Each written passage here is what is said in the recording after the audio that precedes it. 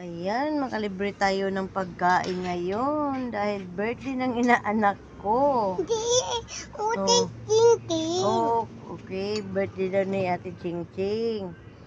Ayan guys, kain na tayo.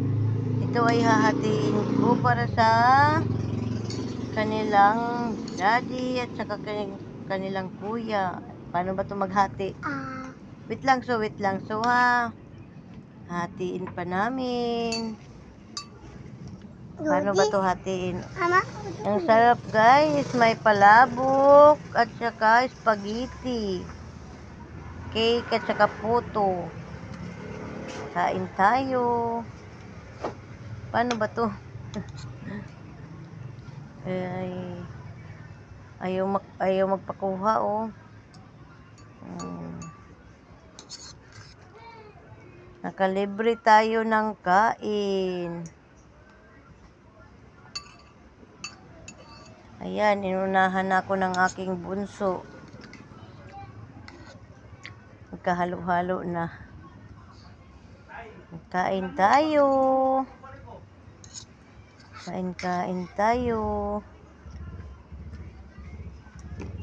Ay, wait lang muna, so. Ayan. Hatiin ko yan. Para sa dalawa. Tsaka yung cake. Kahit hindi na tayo mga nanay makakain, basta ang ating mga mahal sa buhay ay makakain sila. Tayo mga nanay, laging nagpaparaya. Kahit gutom, sasabihin natin na busog tayo. Ayan.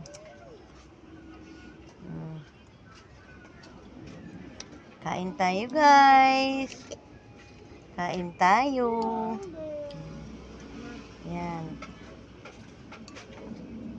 Photo lang sa akin ito guys. Ayan. Hati-hati.